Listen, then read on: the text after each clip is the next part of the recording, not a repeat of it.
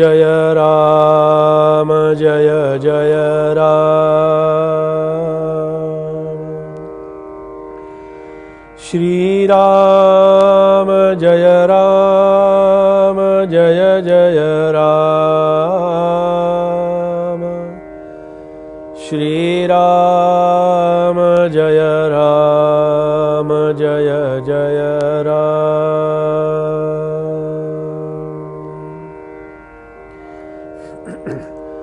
श्री राम समर्थ श्री राम। 14 विद्यांचा गोसावी हरस्वलोचन ते हिलावी। लवलवित फडकावी फडे फडे कर्णथापा श्रीराम। श्री समर्थांच्या दासबोध ग्रंथातील गणेश स्तवनाचं चिंतन आपलं सुरू आहे।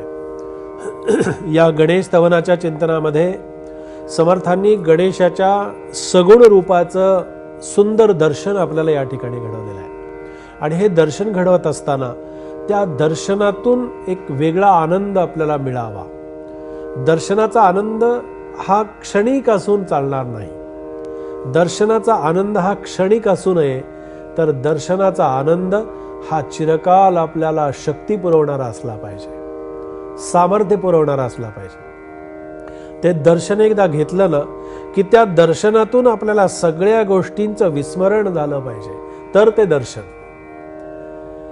दर्शन घेतल्यानंतर आम्ही काय करतो, येतो आणि अशी आहे ना की देवाची ये द्वारी उभा क्षणभरी तेणे मुक्तिचारी साधी येल्या। काय असतो याचा अर्थ? देवाच्या दारामध्ये दर्शन घेतल्यानंतर क्षणभर येऊन बसावं लागतं। कशासाठी? अहो, आमची लोकल गाठायची असते बुवा, आम्हाला तिकडे धावत पळत जायचं असतं, आमचा मित्र वाट पाहत असतो, आम्हाला ऑफिसला जायचं असतं, उशीर झालेला असतो। आधी दर्शनाला जाण्याची मारामार, तिथे जाणं महाकठीण, त्यातून आम्ही जातो। गुरुवार आहे, दर्शन घ्यावं म्हणजे आम्हाला ऑफिसमध्ये गेल्यानंतर जरा चांगला अनुभव आज येईल, काहीतरी आमच्या मनासारखं घडेल। अहो, याच्यातून आम्ही वेळ काढून दर्शनाला जातो आणि तुम्ही परत म्हणताय की दर्शन घ्या आणि परत थोडा वेळ बसावं। कशासाठी? हे शक्य असतं का? आणि बसायचं कशासाठी? आम्हाला तर वेळ नसतो।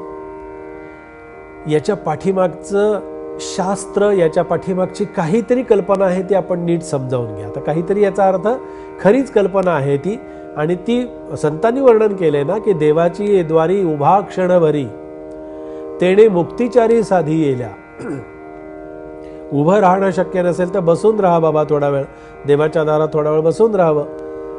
ते बसून राहणं अशासाठी असतं की दर्शन घेतल्यानंतर ते दर्शन आम्हाला आतपर्यंत पोहोचवायचं आहे, म्हणून बसायचं।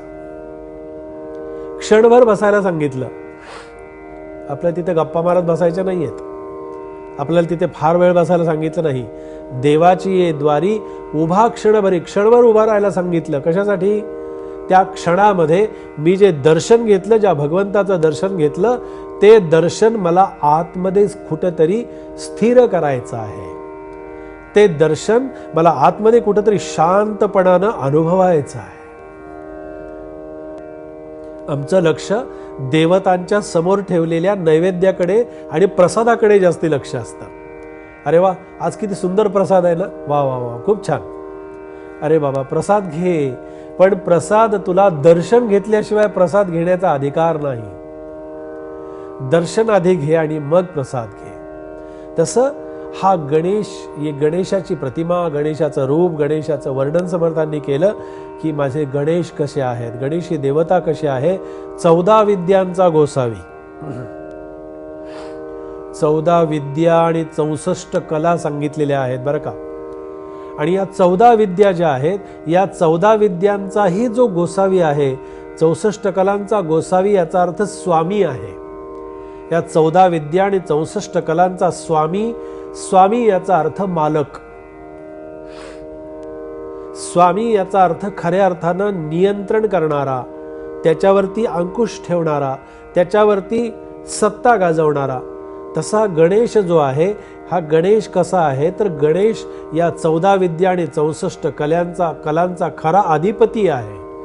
आणि तो अधिपती आहे त्यामुळे त्या विद्यांचं वसतिस्थान असलेलं, त्या विद्या ज्या ठिकाणी वास्तव्य करतायत, आपण सहज म्हणू की नाही हो, खऱ्या अर्थानं माझे गणेश हे त्या देवतेचं सुंदर अशा प्रकारचं विद्यालय आहे की ज्या ठिकाणी विद्या, आता विद्यालय याचा अर्थ की विद्या शिकवली जाते त्या ठिकाणी, पण माझ्या गणेशाच्या ठिकाणी आहे ना, विद्या तिथूनच निर्माण होतात. त्या जर विद्या हव्या असतील, त्या विद्यांची अनुभूती घ्यायची असेल, त्या विद्या परिपूर्णतेनं त्या विद्या आकलन व्हावं असं जर वाटत असेल तर गणेश उपासना करा. त्या गणेश उपासनेमध्ये ती सगळ्या विद्या आणि 64 कला त्या ठिकाणी आहेत. आणि त्याच्यासाठी समर्थ म्हणाले, तुझे हे लहान डोळे जे आहेत, म्हणजे हरस्व लोचन ते हिलावी, त्याचे नेत्र कसे आहेत पहा. समर्थांनी फार सुंदर वर्णन केलंय. तुझे नेत्र जे आहेत, तुझे डोळे, तू ते सुंदर अशा प्रकारचे तेजस्वी, आणि त्या लहान डोळ्यातून तू सगळीकडे ते डोळे जेव्हा फिरवतोस त्यावेळेला त्या डोळ्यांच्याकडेच पाहत राहावा, त्या डोळ्यांच्या मध्ये दृष्टी स्थिर करावी. अशा प्रकारचे तुझे डोळे आहेत. तुझे डोळे अत्यंत मोहक आहेत, तुझे डोळे अत्यंत प्रेरक आहेत. तुझ्या डोळ्यातली शक्ती जी आहे ना, ती तुझ्या डोळ्यातली, गणेशाच्या डोळ्यातली शक्ती आम्हाला आजमावायची असेल, त्या शक्तीचं दर्शन घ्यायचं असेल तर गणेश उपासनेनंच आमच्या डोळ्यामध्ये आणि नेत्रामध्ये ती शक्ती आम्हाला विस्थापित करावी लागेल. त्या शक्तीचं स्मरण आम्हाला अंतःकरणामध्ये ठेवावं लागेल, त्या शक्तीचं दर्शन आम्हाला घ्यावं लागेल. तेव्हा ती शक्ती आमच्या डोळ्यानं आम्हाला दिसेल, आम्हाला प्रत्यक्ष अनुभवाला येईल, आणि त्याच शक्तीचं दर्शन व्हावं, त्याच शक्तीची प्रेरणा आमच्या कार्यासाठी पोषक व्हावी, अशी गणेश देवता. आणि त्या गणेश देवतेचं दर्शन, त्या गणेश देवतेची कृपा आणि त्या गणेश देवतेचं स्तवन समर्थ या ठिकाणी अत्यंत विस्तारानं, अत्यंत सुंदर अशा प्रकारचं रूपक आपल्या समोर ते ठेवत आहेत.